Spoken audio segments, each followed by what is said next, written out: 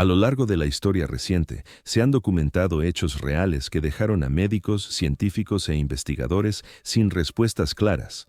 Personas que desaparecieron en circunstancias imposibles, muertes sin causa verificable, hallazgos que contradicen modelos aceptados y eventos registrados con precisión, pero nunca explicados. Casos archivados, informes inconclusos y silencios oficiales que aún persisten. Hoy analizaremos estos misterios reales que la ciencia nunca pudo explicar. 1. Lars Mittank. En julio de 2014, Lars Joachim Mittank, un joven alemán de 28 años, se convirtió en el centro de uno de los casos de desaparición más desconcertantes de Europa reciente. Mittank había viajado con amigos al balneario de Golden Sands, en Bulgaria, para unas vacaciones breves. Durante los últimos días del viaje, comenzó a sufrir un fuerte dolor en el oído, acompañado de mareos y desorientación. Según testimonios de sus acompañantes, el malestar se intensificó tras una pelea menor en un bar local, después de la cual Lars evitó salir por miedo a que los implicados lo buscaran. Fue atendido por un médico búlgaro, quien diagnosticó una perforación del tímpano y le recetó antibióticos, advirtiéndole que no debía volar de inmediato. Sus amigos regresaron a Alemania, pero Lars se quedó solo, hospedado en un hotel cercano al aeropuerto de Varna, a la espera de recuperarse. Durante los días siguientes, su comportamiento se volvió errático. Llamó varias veces a su madre, Sandra Mittank, asegurándole que estaba siendo seguido y que alguien quería hacerle daño. En una de esas llamadas, afirmó que 4 hombres lo habían perseguido y que debía esconderse. Su madre, alarmada, intentó tranquilizarlo y le pidió que buscara ayuda médica adicional. El 8 de julio, Lars acudió al aeropuerto de Varna con la intención de regresar a casa. Pasó el control de seguridad sin inconvenientes y se sentó en la sala de espera. Minutos después, según las cámaras de vigilancia, comenzó a mostrarse inquieto. Se levantó, caminó hacia un consultorio médico del aeropuerto y habló brevemente con un doctor. El médico declaró más tarde que Lars parecía agitado, con pupilas dilatadas, y que mencionó sentirse mal, pero sin síntomas claros que justificaran una intervención urgente. De forma repentina, Lars salió corriendo del consultorio, dejó atrás su equipaje, su teléfono móvil, su billetera y su pasaporte y atravesó el área de llegadas a toda velocidad. Las cámaras lo captaron saliendo del edificio del aeropuerto y cruzando un estacionamiento. Luego, se internó en una zona boscosa cercana. Fue la última vez que se lo vio. La policía búlgara inició una búsqueda inmediata en los alrededores, utilizando perros rastreadores y helicópteros. No se encontraron huellas consistentes, ni restos de ropa, ni señales de lucha. El rastro se perdió a pocos metros del límite del bosque. Las autoridades revisaron hospitales, estaciones de transporte y hoteles sin resultados. La familia de Lars viajó a Bulgaria y financió búsquedas privadas durante semanas. Expertos médicos revisaron su historial clínico y confirmaron que no tenía antecedentes psiquiátricos graves, aunque sí había sufrido episodios de ansiedad en el pasado. Los antibióticos que estaba tomando podían provocar efectos secundarios como mareos o confusión, pero no explicaban una huida repentina ni una desaparición total sin rastro físico. Con el paso de los meses, surgieron reportes no verificados de avistamientos en distintas ciudades de Europa del Este, pero ninguno pudo ser confirmado. No hubo movimientos bancarios, uso de documentos, ni contactos posteriores. Su cuerpo nunca fue hallado, pese a que la zona fue explorada en repetidas ocasiones.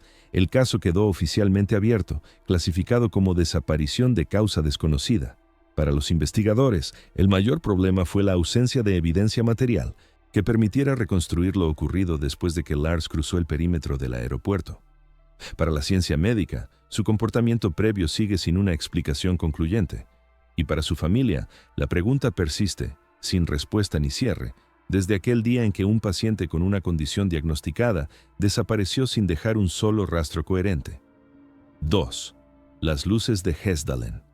Desde principios de la década de 1980, un valle remoto del centro de Noruega se convirtió en el escenario de uno de los fenómenos naturales más persistentes y desconcertantes jamás registrados por la ciencia moderna.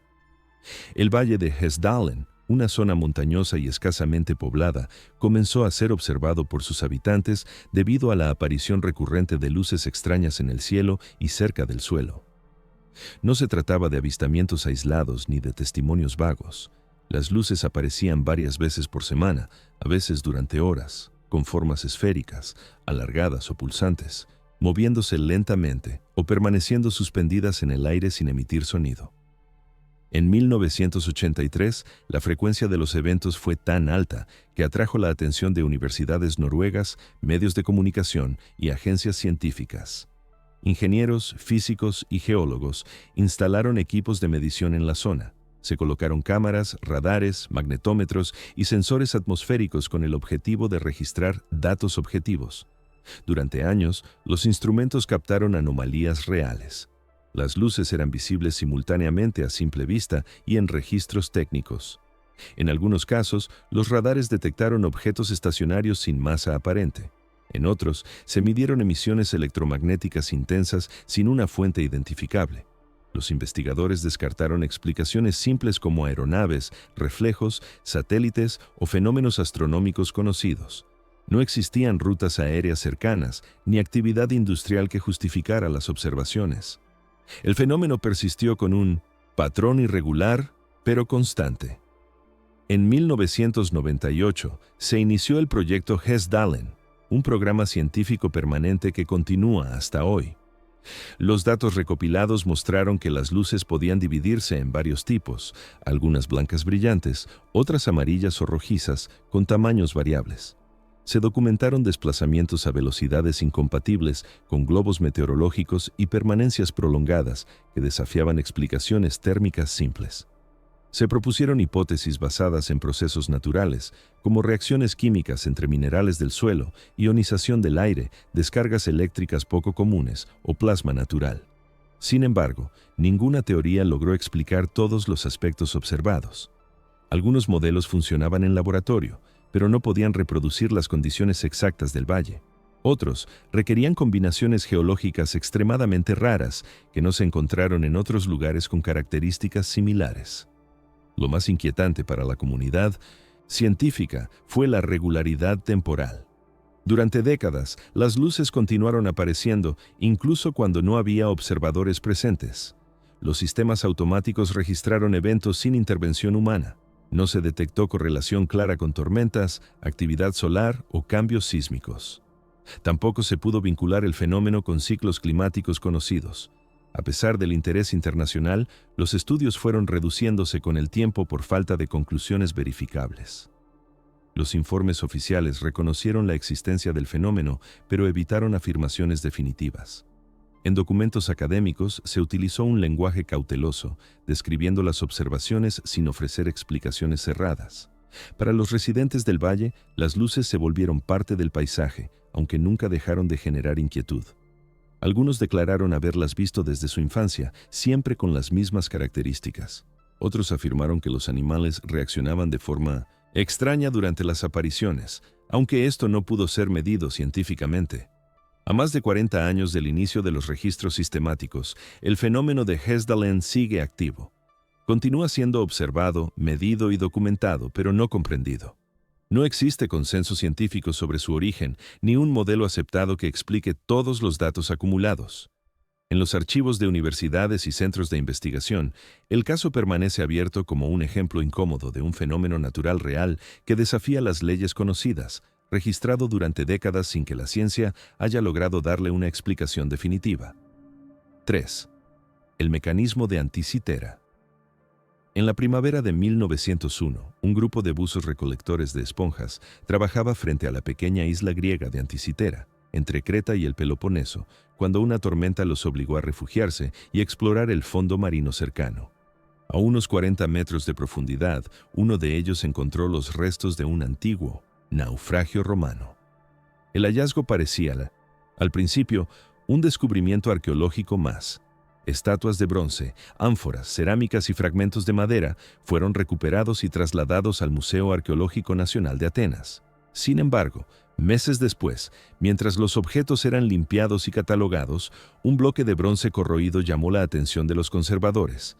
Al fragmentarse accidentalmente, reveló en su interior una serie de engranajes dentados, dispuestos con una precisión que no encajaba con ninguna tecnología conocida de la antigüedad. El objeto fue fechado entre el siglo I a.C. y el siglo I después de Cristo, según monedas y restos orgánicos encontrados en el mismo naufragio. La comunidad científica reaccionó con cautela. En ese periodo histórico no se conocían mecanismos con ruedas dentadas de ese nivel de complejidad. Durante décadas, el artefacto fue considerado una curiosidad sin explicación clara. No fue hasta mediados del siglo XX que estudios más detallados comenzaron a revelar su verdadera naturaleza. Radiografías realizadas en los años 70 mostraron más de 30 engranajes interconectados, con inscripciones en griego antiguo grabadas con extrema precisión. Los textos hacían referencia a ciclos astronómicos, eclipses y movimientos planetarios. Los investigadores concluyeron que el objeto no era decorativo ni ceremonial, era una máquina funcional. Análisis posteriores indicaron que el mecanismo podía predecir posiciones del Sol, la Luna y posiblemente de planetas conocidos en la antigüedad, además de calcular eclipses con notable exactitud. Algunos lo describieron como un dispositivo astronómico portátil, otros como un calendario complejo. Lo que resultaba inquietante no era su propósito, sino su existencia misma. No había registros históricos que mencionaran la fabricación de mecanismos similares. Ningún taller, ningún tratado técnico, ninguna referencia escrita que explicara cómo una tecnología así pudo haberse desarrollado y luego desaparecer por completo. La precisión de los engranajes requería conocimientos matemáticos avanzados y técnicas metalúrgicas que, según el consenso histórico previo, no surgirían hasta más de 1000 años después. A lo largo del siglo XXI, nuevas tomografías computarizadas permitieron reconstrucciones digitales cada vez más detalladas. Cada avance confirmaba la complejidad del artefacto, pero también abría nuevas preguntas. Algunas inscripciones estaban incompletas o dañadas, otras hacían referencia a funciones que aún no se comprenden del todo. Se planteó que el mecanismo podría haber sido una pieza única, construida por un reducido grupo de especialistas, o el producto de una tradición técnica perdida. Ninguna de las dos opciones pudo demostrarse. Lo más desconcertante para los historiadores fue el silencio posterior. No se han encontrado otros objetos comparables en excavaciones romanas o griegas. No existen copias, ni versiones simplificadas, ni una evolución tecnológica visible. Es como si ese conocimiento hubiera surgido de forma aislada y se hubiera extinguido sin dejar rastro. Algunos estudiosos señalaron que el naufragio transportaba objetos de lujo, lo que sugiere que el mecanismo pudo haber pertenecido a una élite reducida. Otros recordaron que el mundo antiguo tenía centros de conocimiento avanzados, pero aún así, el nivel de miniaturización y exactitud del mecanismo de Anticitera sigue siendo difícil de integrar en el relato histórico tradicional. Hoy, el artefacto se conserva en Atenas, fragmentado, incompleto y cuidadosamente protegido. Continúa siendo objeto de investigación internacional. Cada nuevo estudio confirma que se trata de un objeto real, auténtico y funcional, pero también que su presencia en ese contexto histórico sigue sin una explicación satisfactoria. Para la arqueología, el mecanismo de Anticitera no es una anomalía fantasiosa, sino una evidencia incómoda de que el conocimiento humano del pasado pudo haber sido más complejo de lo que la historia registrada permite aceptar, y que algunos objetos, aún estando frente a nosotros, siguen sin encajar en el tiempo al que supuestamente pertenecen. 4. Harrison O'Ken. El 26 de mayo de 2013, el remolcador Gascon 4 navegaba frente a la costa de Nigeria, a unos 30 kilómetros del delta del Níger, cuando una tormenta repentina desestabilizó la embarcación. En cuestión de minutos, el barco volcó y se hundió a una profundidad cercana a los 30 metros. La tripulación estaba compuesta por 12 hombres, 11 de ellos murieron casi de inmediato. Harrison O'Ken, cocinero de 29 años, se encontraba en el baño cuando ocurrió el accidente. Al sentir el impacto, el barco se inclinó violentamente y el agua comenzó a entrar con fuerza. O'Ken logró abrirse paso a contracorriente y alcanzar una cabina que, por una combinación de aire atrapado y estructuras internas, no se inundó por completo. Allí quedó encerrado en la oscuridad absoluta. Según su propio testimonio posterior, el nivel del agua le llegaba al pecho. El aire era escaso. El oxígeno disminuía con cada respiración y la presión era constante.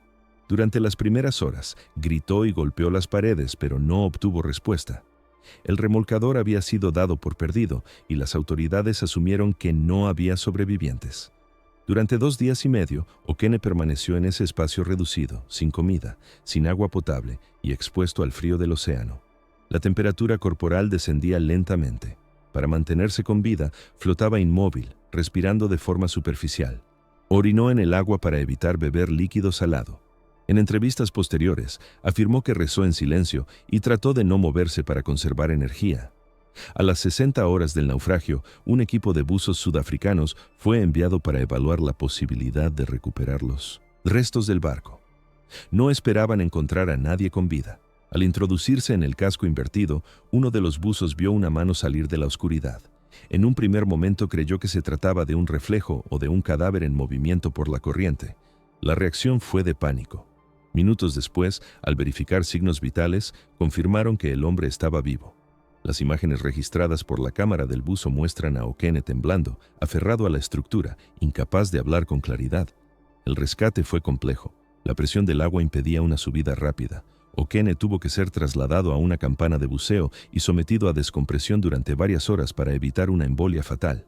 Fue llevado a un hospital en condiciones críticas. Contra lo esperado, no presentaba daños neurológicos severos. No había sufrido hipotermia irreversible ni insuficiencia orgánica múltiple. Los médicos registraron deshidratación, infección pulmonar leve y signos de estrés extremo, pero ningún daño que explicara cómo su cuerpo había resistido tanto tiempo en esas condiciones.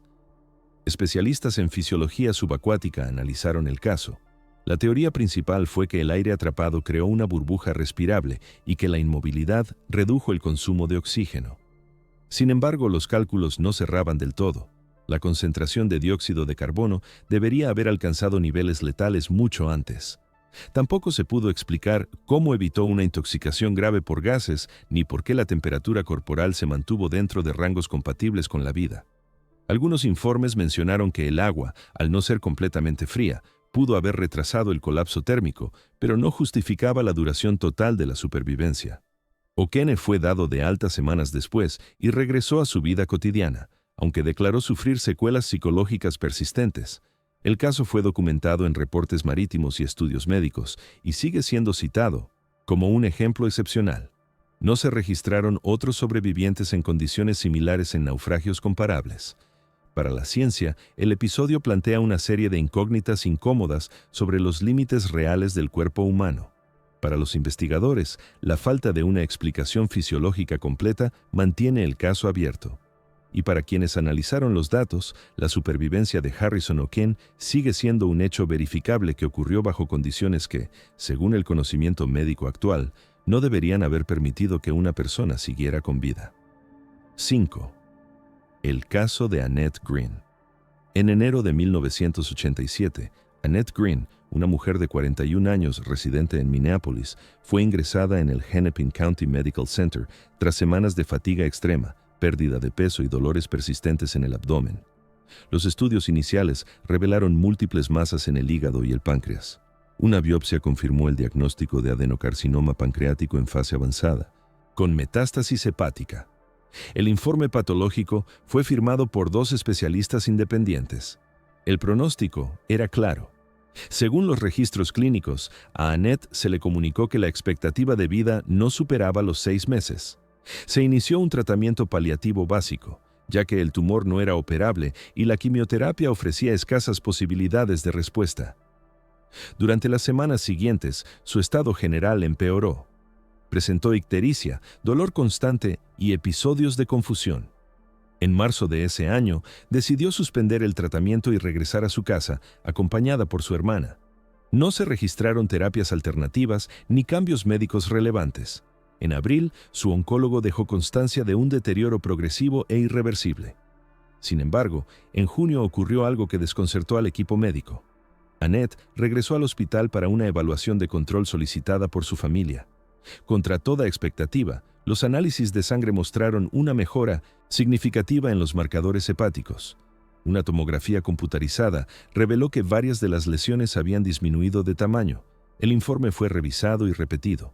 En agosto, nuevas imágenes mostraron una reducción aún mayor. Para noviembre de 1987, no se detectaban masas activas en el páncreas ni en el hígado. Los médicos documentaron el caso como una remisión completa. No existía explicación clínica. No había recibido quimioterapia efectiva, ni radioterapia, ni cirugía. Tampoco se encontraron errores diagnósticos iniciales. Las biopsias originales fueron reanalizadas y confirmadas. El expediente fue elevado al Comité Oncológico del hospital. En las notas internas se utilizó el término remisión espontánea, una categoría reconocida pero extremadamente rara. Annette fue seguida durante los años siguientes. Se realizaron controles periódicos, análisis de imagen y estudios de laboratorio. No hubo recaídas. En 1992, el hospital cerró el seguimiento activo, registrando al paciente como libre de enfermedad. El caso fue presentado en conferencias médicas regionales y citado en al menos 2 publicaciones académicas, siempre con lenguaje prudente y sin conclusiones definitivas. Los investigadores consideraron varias hipótesis. Se evaluó la posibilidad de una respuesta inmunológica inusual, aunque no se encontraron marcadores que la explicaran. También se planteó una necrosis tumoral inducida por causas desconocidas. Ninguna teoría logró sostenerse con datos concretos. El mayor problema era la ausencia de un factor desencadenante identificable. Annette no modificó su dieta de forma significativa, no inició terapias experimentales y no participó en ensayos clínicos. En entrevistas posteriores, se limitó a declarar que había aceptado el diagnóstico y decidió pasar el tiempo que le quedaba en calma. Evitó interpretaciones personales y nunca buscó atención mediática. Para los médicos involucrados, el caso representó una anomalía estadística difícil de integrar en la práctica clínica. En los archivos del hospital, el expediente permanece completo, con firmas, fechas y resultados consistentes. No hay contradicciones internas ni faltantes documentales. A pesar de ello, no existe una explicación médica aceptada para la remisión. El caso de Annette Green continúa siendo citado como uno de los ejemplos más claros de una recuperación que desafía los modelos clínicos actuales. Para la ciencia, es un recordatorio incómodo de que existen procesos biológicos aún no comprendidos. Para la medicina, un límite evidente del conocimiento disponible. Y para quienes revisan esos registros décadas después, una historia real, documentada y verificable, en la que una enfermedad considerada irreversible simplemente dejó de estar presente, sin que nadie haya podido explicar cómo ocurrió. 6. El zumbido de Taos. A comienzos de la década de 1990, un número reducido pero persistente de residentes de Minonetsintu, Taos, una pequeña localidad en el estado de Nuevo México, comenzó a reportar una señal física difícil de describir y aún más difícil de medir. Se trataba de un zumbido grave, constante, similar al de un motor lejano en ralentí, perceptible sobre todo durante la noche. No todos podían escucharlo. De hecho, la mayoría de la población no percibía absolutamente nada. Sin embargo, quienes sí lo oían coincidían en los detalles. Era un sonido de baja frecuencia, omnipresente, imposible de ignorar una vez detectado. Algunos aseguraban que provenía del exterior, otros que parecía surgir desde el interior de sus propias viviendas. Los primeros reportes formales se registraron en 1991, cuando varios habitantes presentaron quejas ante el ayuntamiento y solicitaron una investigación oficial. Entre los afectados había ingenieros, médicos y personas sin antecedentes de trastornos auditivos. Muchos describían síntomas asociados: insomnio crónico, dolor de cabeza, presión en el pecho, irritabilidad, mareos y una sensación constante de vibración interna.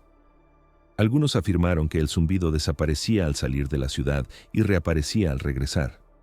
En respuesta, el Congreso de los Estados Unidos autorizó en 1993 una investigación a cargo de científicos del Laboratorio Nacional de Los Álamos y de la Universidad de Nuevo México. Se desplegaron equipos de medición acústica, sensores sísmicos y dispositivos electromagnéticos en distintos puntos de Taos y sus alrededores. Durante semanas, los investigadores intentaron registrar cualquier señal física que coincidiera con los horarios reportados por los afectados. Los resultados fueron inconclusos.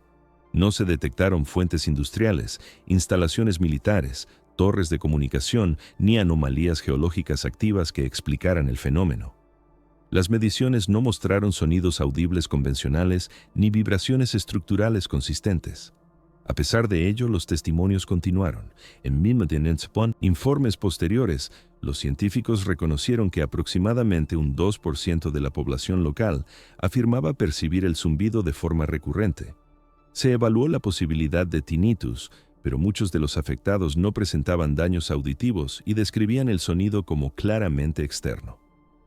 Otros especialistas sugirieron que podría tratarse de infrasonido, ondas sonoras por debajo del umbral auditivo humano, capaces de generar malestar físico sin ser fácilmente detectables por equipos estándar. Sin embargo, no se logró identificar una fuente estable de infrasonido en la región. También se consideraron causas ambientales, como corrientes de aire en formaciones geográficas específicas o vibraciones generadas por tráfico distante, pero ninguna hipótesis explicó por qué el fenómeno era percibido solo por ciertas personas ni por qué persistía durante años sin variaciones claras. En 1995, un informe oficial concluyó que no se había encontrado una causa física identificable.